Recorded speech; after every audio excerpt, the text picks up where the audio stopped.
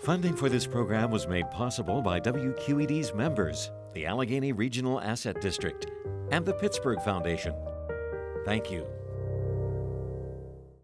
The following program contains frank language about self-harm, suicide, and drug use. It also includes brief nudity related to medical procedures. Viewer discretion is advised. The skin that I'm in is just a prison. I decided to get a tattoo as a form of self-love. I hated myself. This cloud tattoo, I just want something beautiful to follow me. So after your mastectomy, it's really hard to look. I see that I just have scars and no nipples. It'll help me feel like I'm complete. The scars are a reminder of something terrible that happened to me. And this is a reminder of something great that I'm building. I think getting a tattoo was therapy because all that pain and hurt that I've been through is coming out right now through this tattoo.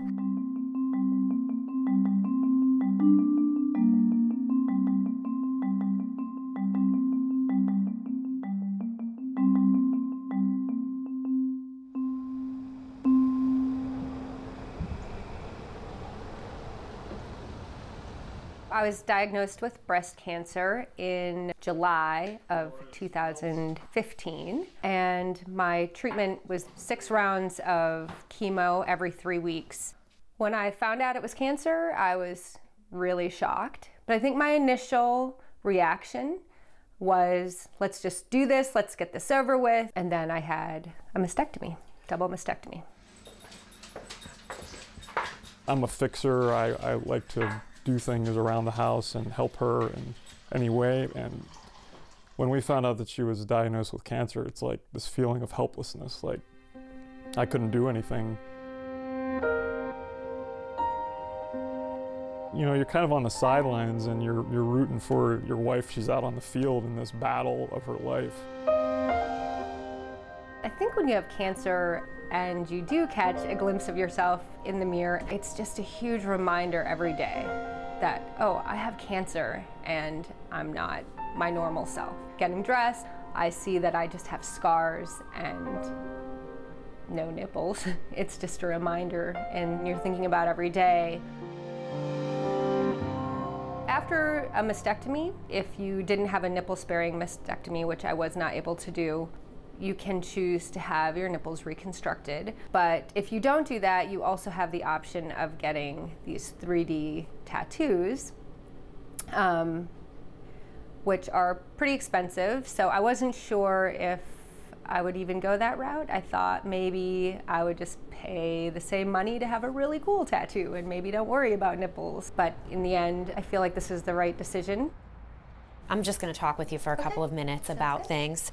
These are some photos of different ones. I am a licensed esthetician, and I am also certified as a micropigmentation expert. Micropigmentation is basically cosmetic tattooing. And what about size-wise? Do you like that size as well? That's actually about right. For a breast tattoo, it would normally take us about 30 minutes. How's the pain? Not bad? Yeah, not bad. Good. The 3D tattooing makes it look more realistic by using darker and lighter shades together.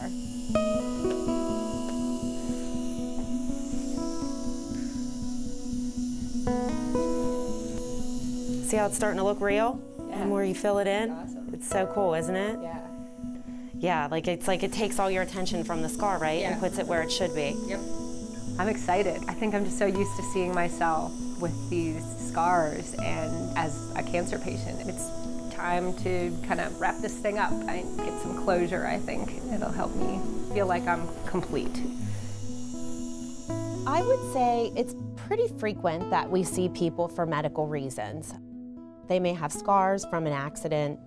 They may have lost their brows or lashes due to chemotherapy, or it can be from a thyroid condition. Men have hair replacement surgery and it leaves a scar across the back of the head. I fill that in with little hairlines that look like hair.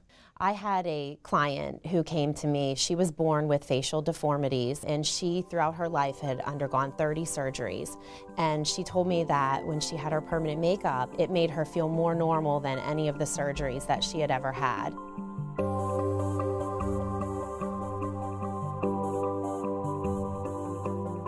Permanent makeup is not really vanity. I find it to be very good for someone's mental health. People are suffering with different insecurities.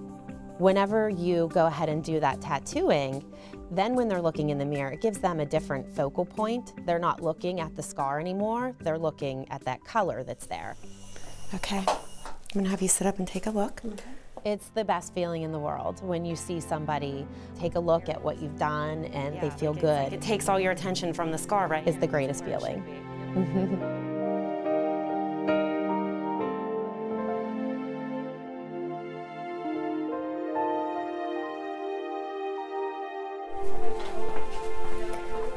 Okay. Wow, look at that. Very cool. Yeah. Nice.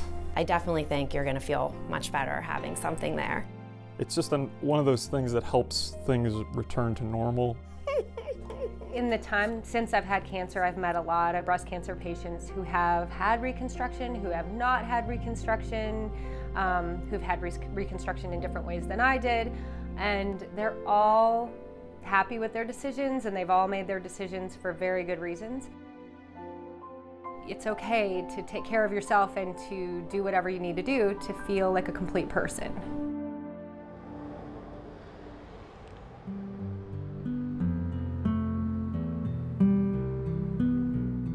This cloud tattoo I've drawn in so many notebooks in high school, and I got it when I was 18, and it's inspired by a lyric, "I want a patch of blue sky to follow me." And that was kind of me in my sad and like lonely, you know, tortured teenage state, just like dreaming for happiness, and that was just all I wanted was happiness.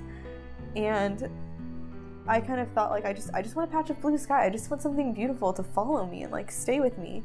When I was 13, I became very, very sad, and I hated myself.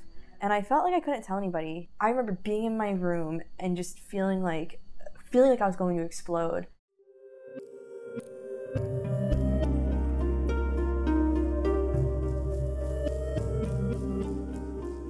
It was a distraction, you know, it was a release. Seeing it was like proof to myself that I am feeling pain. But I don't have to show anybody. I can keep it a secret, but I know it's real. Everything came to a head when I was 15. That was my first suicide attempt. And it was unsuccessful, and my friends found me. So they kind of forced me to tell my mom. That moment when I went to like talk to my mom was the hardest thing I ever had to do. And I remember sitting in the hospital, and we had to put a gown on so that she could see all my cuts for the first time, and she just looked so sad, you know what I mean?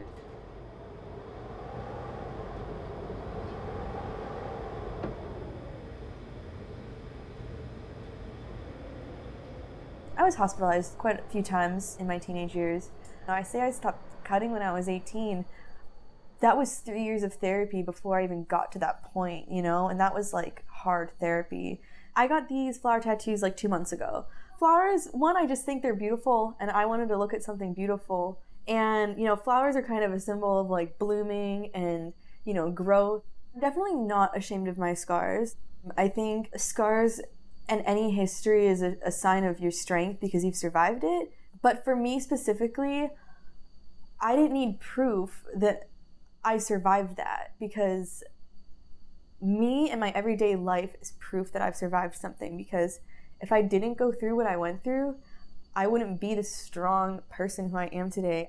And I feel like the past couple of years, I've really like blossomed into the person who I wanted to be. I work at Western Psych now. I'm a peer specialist, which basically means I use my experience as someone with a mental health diagnosis to kind of help other people. And in a strange and beautiful like course of events, I managed to get a job offer on the very same floor that I was once at as a teenager. I think I'm lucky that I survived my teenage years, and all I want to do is pay it forward, because I know how much potential I have and how much I would have missed out on if I didn't make it. So I know how much potential these kids have. So that's something that goes beyond scars. I definitely did not get my tattoos because I was sad of looking at them, but I would put it this way. Every time I look down at my arm, I'd rather look at something that represents growth to me than to look at it and be reminded of the pain that I had to go through. Not that my pain wasn't important, because it was, but so is my joy.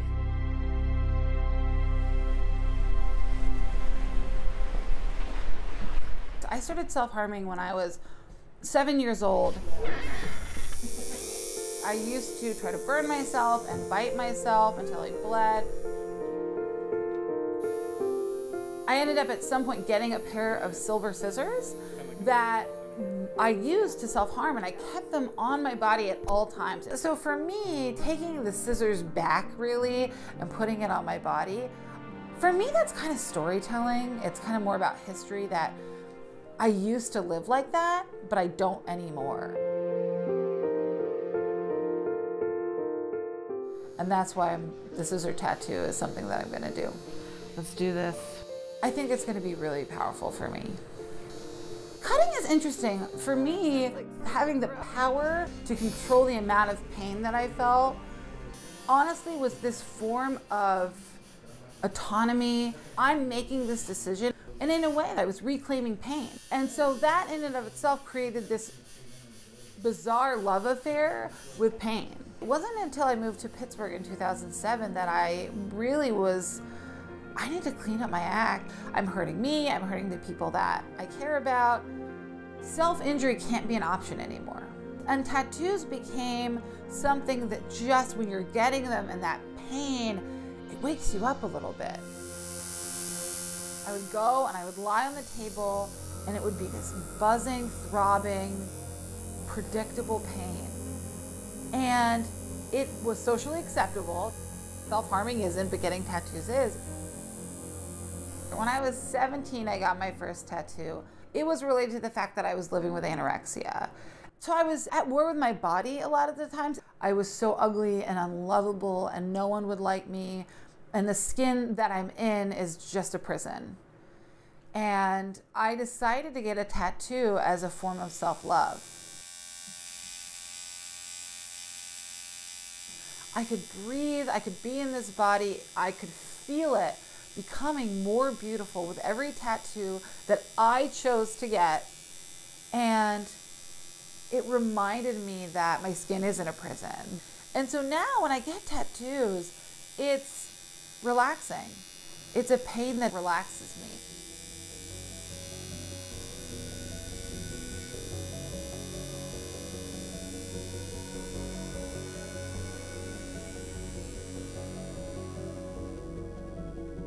A big part of my journey has been to love my body. As it is, I don't care how much space I take up. I deserve to be here. I shouldn't apologize for existing. And part of that therapy really was getting tattoos. Voila.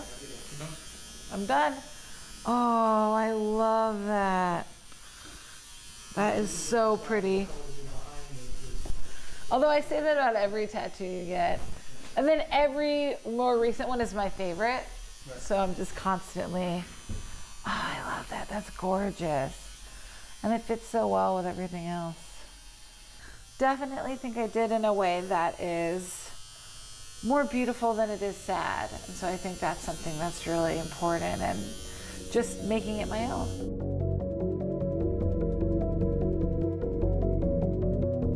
I love the fact that my skin is a storybook. It's a collection. It's a beautiful collection on a beautiful frame.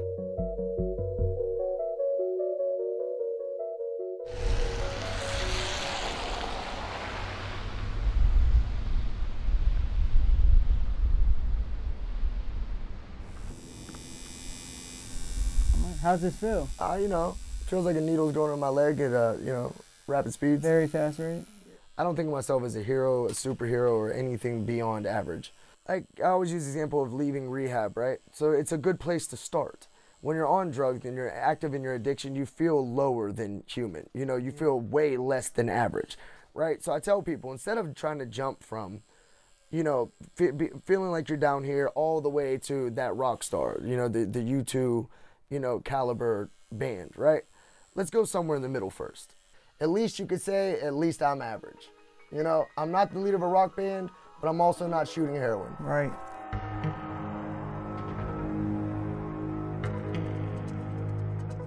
Joined the military May 11, 2005. I was in Korea my first year, and then I was in Baghdad, Iraq, my first deployment, and Balad, Iraq, my second deployment. So we were going down, it's called Route Irish.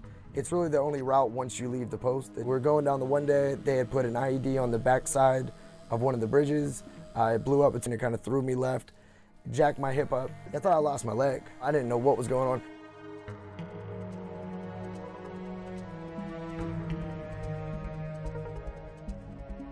And that's when the pain pills started coming en masse. I get out, then I started buying pills off the streets, and that's when the heroin came back around. People need to keep in mind, yeah, it takes away pain, but it takes away everything else too. Yeah. You know, you just... Like an antidepressant almost. Yeah, empathy, sympathy, love, logic, critical thinking. You know, your most basic emotions get dulled. You know, so yeah, the pain gets dulled, but, you know, so does everything else.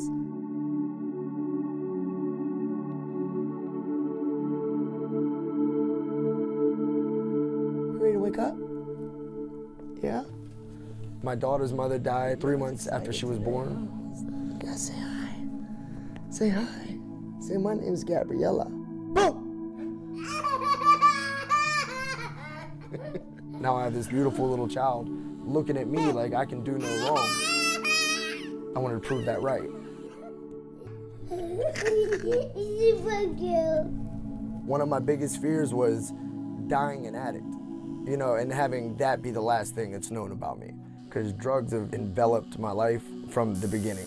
I have all these stories and all this life experience and all these lessons, so it would really be a waste at this point to do nothing to help.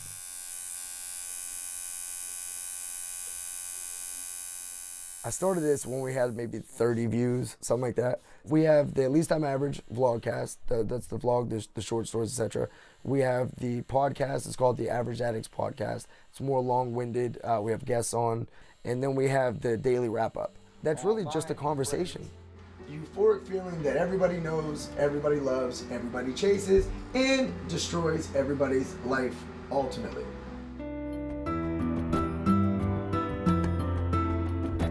I want everyone to feel a part of something. We're about to break 1,000 followers. And I explain to people what you're doing isn't common.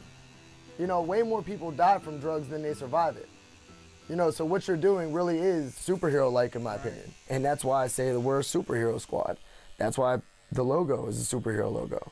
Bam, Average Addicts. That is called committing to your brand. The scar is a reminder of something terrible that happened to me. And this is a reminder of something great that I'm building. You see the scar is a story for that, but then you see the tattoo. You know, you can get past tragedy and move on to something way better.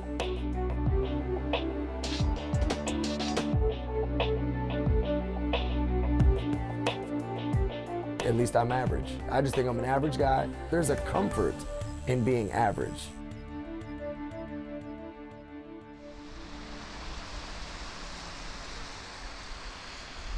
I definitely suppressed a lot of feelings and put on a mask for all of middle school into sophomore year of high school.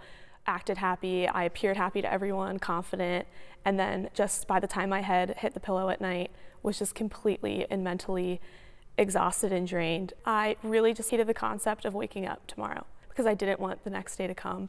Tomorrow was just a really difficult concept for me. I didn't want to live the next day. Freshman and sophomore year were really the climaxes of these feelings I was undergoing, and my family definitely started to see a change in my behavior and tried to get me to therapy. I wasn't about it, so I didn't want to be seen as she's the weak one, you know. And then the summer, right before my junior year, I just couldn't take it. I didn't want to live tomorrow. I didn't want to experience it. And I actually took matters into my own hand and attempted to commit suicide. I was actually on vacation. I did try to suffocate myself the first time. It wasn't necessarily premeditated. I just didn't want to experience another day. Luckily, thanks to God, my dad walked in on me and stopped what was happening. And then after that, I was hospitalized at Western Psych. I was advancing really well in therapy. Sometimes you forget to realize that you're still struggling, you still have weaknesses. I just was at a valley, felt really low, hopeless, worthless, and I did try to hang myself.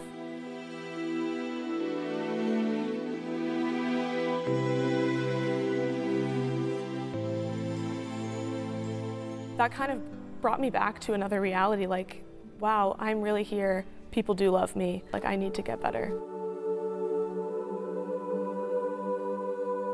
I wanted to be interviewed here at my church, St. Therese of Lisieux, because just my faith has been such a pivotal aspect in my recovery. I was very angry at God at the time. Why would he put me through this? Why would he put my family through this? And it wasn't until I came back to school that I went on a retreat and was pretty much reintroduced to Jesus and reintroduced to the fact that we all suffer in different ways, but he suffered the most out of all of us. And there's just something so calming and peaceful being here in the house of our Lord because I'm his beloved daughter. He created me here for a purpose. He has a huge plan for me. I wouldn't take back anything that happened, and I don't regret the way that things did play out, just because I wouldn't be here, sitting here to you now, maybe impacting someone else, letting other people know that it's okay to go and get help.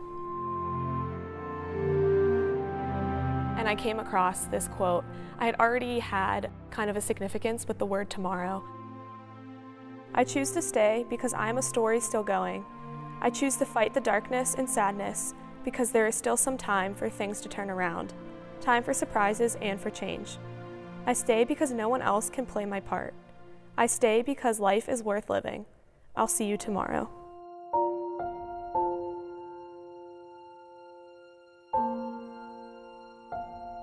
I almost wake up in tears just every day just because I am so grateful that I'm here. And yeah, I get to experience tomorrow. I'll see you tomorrow, Kristen, I'll see you tomorrow. I want anyone who is struggling to know that you deserve to see tomorrow. You should look forward to every tomorrow.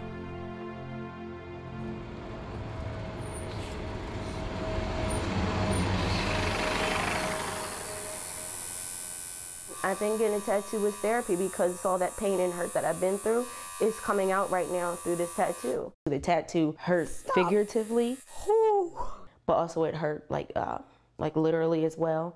But it's just it's over. It's no more hurt and pain. The reason I chose the tree was because I felt as though you have to grow from something. And regardless of where you come from and how small you are, you're able to grow. You can still get something beautiful from it, and that's the butterflies and birds. And I feel as though I've had to grow from where I was. I've been thinking about taking my life for a while. I had a lot going on with my mom, my dad, my family, stuff going on in school, but they didn't want to help in any way, shape, or form. So it's just I just wanted to give up on life. I took a whole bunch of pills. It was November of 2016, Thanksgiving. And the holidays to me are the hardest, especially when you have all your friends around you who are able to go home to happy families. And I don't have a happy family that I can go home to. So it was the last day of classes, it was that Thursday, and I decided to take the pills. But I remember I regretted it, but then after that I was just it's whatever. It's really whatever at this point. I wanted to be dead. I wanted to be dead.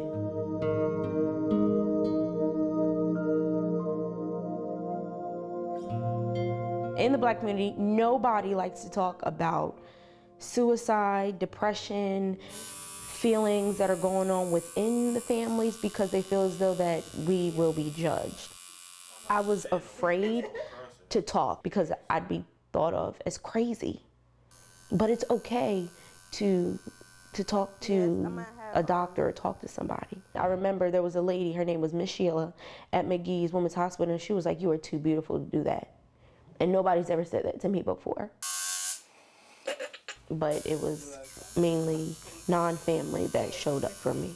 They were the ones right here with me. It's like day in and day out. They're like the best things that's ever happened to me. How's it look, Lionel? He's not even looking.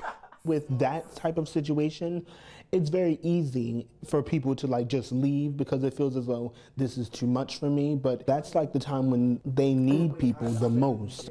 Oh no, he just messed up on the line right here. Oh yeah. Yeah, I can fix it. Wait, what? I gotta stop. That was not funny. I knew what Tasik needed in order to be well-rounded, so I stayed instead of running. Honestly, if I would have ran, where would I be? Where would she be? I love you. I love you too. How does it feel? It hurts. It's just, she has stuff to live for. She's getting a college degree. She has people that care and love her, like myself. Like, it's okay. It's almost done. It's almost over. I'm telling this to help other people. There's so many black kids out here who are hurting, who probably right now want to kill themselves, but they need to realize that you can get through it. Coming from me, you can get through it. I've been thinking about killing myself since middle school, and now I'm a senior in college, and I've still made it. It wasn't my time to go, and it's not your time to go either.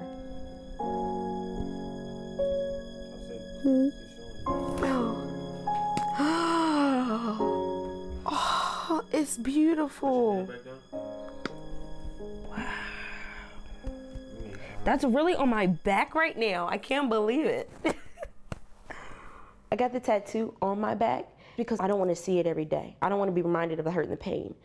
If you think about it, you always want to put stuff behind you. And I put the hurt and the pain behind me, literally and figuratively. It's on my back. It's pretty, it's beautiful. I love my tattoo, but I don't want to look back. I have those moments still where I don't want to be here. I do. It's better to be sad and alive because you can always get better. Because eventually you'll be happy and alive, eventually. And you'll have your moments where you're happy and alive. Often it's the deepest pain which empowers you to grow into your highest self.